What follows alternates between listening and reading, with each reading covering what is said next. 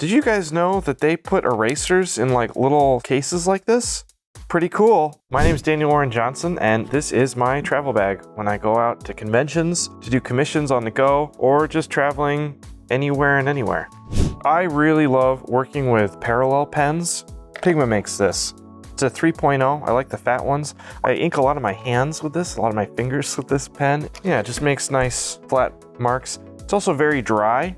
Speaking of parallel pens, I have a Pilot parallel pen that's like way more intense and bold. You know, it definitely looks like a parallel pen, but it's still really cool. Great for like drawing straight lines and buildings, and look at that, easy peasy. Love this thing. I fill it with my own ink because the ink that comes with this sucks. I have it's like an aquash brush from Pentel. I don't have my watercolors on me right now. Still a little bit of red left from my last time I used it. This comes with me everywhere. I love watercoloring on the go. It's one of my favorite things to do, and one of the most relaxing things for me to do on the weekend. I'll just go through my sketchbook and watercolor my ink drawings. This actually doesn't usually travel with me, but we have one in the studio today.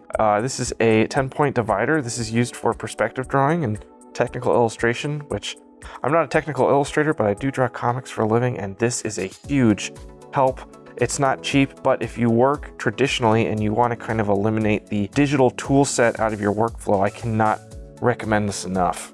This is the bread and butter, baby. This is the Micron 08. Love this thing. I never throw them out because as they age, they kind of evolve. Every once in a while, you'll get a bum one that's 1 in 100, but man, I love this thing. It never gets old. I love you, Micron. Never change. This is the Kuretake Number 13 brush pen. It's really cool. The only problem is this tip lasts like a week and then it's dead. Not recommended, but still cool. Try it. Oh, a 1.0 Winsor Newton.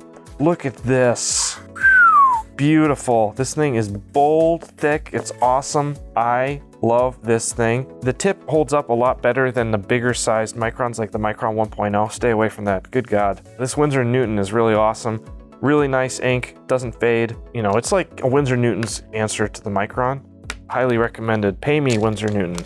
Here is a blade for cutting tones when I'm on the road. This is a Bic blade cutter. I used to have a Japanese one, but then it broke. Oh, here's a unopened Tombow brush pen. It's a hard brush pen. They make a soft one and a hard one. So this is great for like really intentional, slow lines.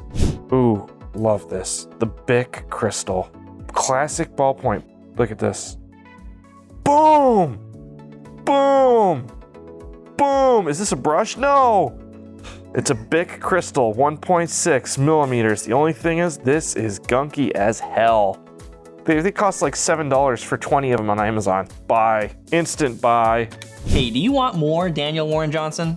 Then check out our Marvel Comics course at proca.com/Marvel. Here's a Signo Uniball gel pen. It's almost out of ink, so it's probably not going to come out, but it is the most opaque gel pen that you can buy, unless there's something out there that I have not tried. I have tried them all. You want the big boy money, you gotta give me big boy stuff like Signo. This is like, I mean, pay me, Uniball. Here's my tried and true Pentel 0.9 pencil. This thing is amazing. I love it. I love the 0.9 size. I do love pen holders, but you know, I hate sharpening them all the time and all of a sudden it gets turned down into a nib. But the 0.9 is the perfect marriage of the two. Oh, this is Neox graphite. Schwing. Have you bought this yet? You should. Pay me, Neox. Here is the Pentel brush pen, not the pocket brush pen, just brush pen. This is the pigment brush. Warning, if you erase over this, it does not hold into the paper very well. That's something weird about it. It is hyper waterproof. It's great for filling in big black spots. Super gestural. I abuse the hell out of this thing. This is the one that I've taken with me because if I need it to be nice and pretty, I just roll it back up and it's nice and tight. And I can't do that with a pocket brush. You gotta treat this one nice. Okay, this one it gets abused because it can handle it. If you mash this, it's all over. And it's kind of a more delicate brush anyway. You see how a little bit more wobbly it is. This is the Pentel Pocket Brush Pen. It just comes in one size. The Pentel brush pen comes in like small, medium. This is a medium and a large, I think. The Pentel Pocket Brush Pen, sorry Pentel, I'm about to bury you. I love your stuff, but these are not created equal. Don't be afraid to throw it out if it's not working and buy a new one. Eventually you'll find a great one. It's about half and half. 50-50 chance of getting a solid one. I love this thing. My only complaint, the ink comes out a little fast sometimes. It just has its bad days. Pro tip, I learned this from Paulo Rivera.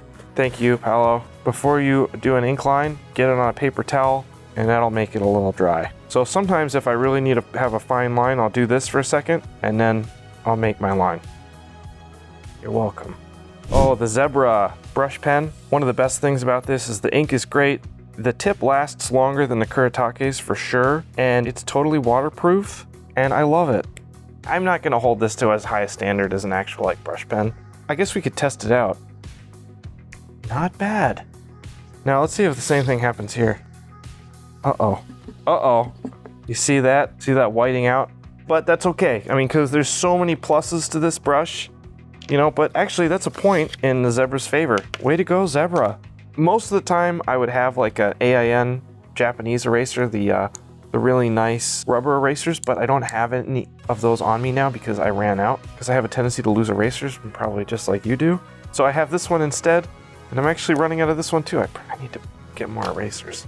Oh, here's a little AIN eraser left over. This is a great eraser. But honestly, when it comes to erasing your pencil lines over your inks, it's not about the eraser, and it's not even really about the ink, it's about the kind of lead you use. Neox Graphite is the best you can buy.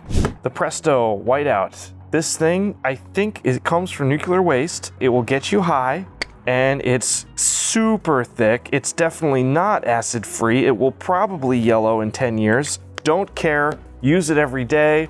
Fantastic.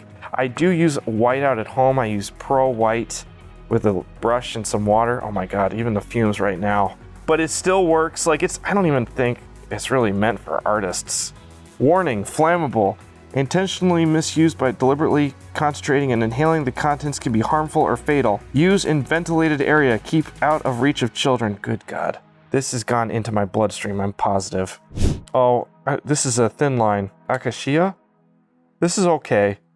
Little wobbly, very dry. I saw the master, RIP, Kim Jong-ji, using this one time, and I bought it because of that, and then I didn't like it. So I'm not sure why it's still here. This last one, this is the Copic multi-liner, the 0.8. I do all my panel lining with this. It's a great size. The tip holds up relatively well. It's kind of like the 1.0 Winsor Newton. They kind of do the same thing. Like when I need a really bold line in the middle of my drawings and I don't really want to worry about the tip, worry about what's happening to it, I just use this, and you can see I'm abusing it, and it's already starting to run out of ink. But I personally think that these are worth the money, even though they don't last super long. It's just a good pen, and I use it all the time. I love all of them, I really do. I mean, I'm silly about it, but I love you guys. I couldn't do this without you. And honestly, I ink with, this is my travel set, but I use all of this every day at home anyway. Every once in a while, I'll use a Winsor Newton Series 7 and some ink, but for the most part, I use these because they're so good now. But don't get lazy on me. So good. Thanks, guys. If you want to learn how to use all these materials to draw comics, then Daniel Warren Johnson's got a whole section in our Marvel's Comics course covering environments and his penciling and inking techniques. We talk interiors, exteriors, landscapes, perspective, and how to imbue your art with story. Check out the course at proco.com/Marvel. You can also check out his new series, The Moon is Following Us, online or in your local comic shop.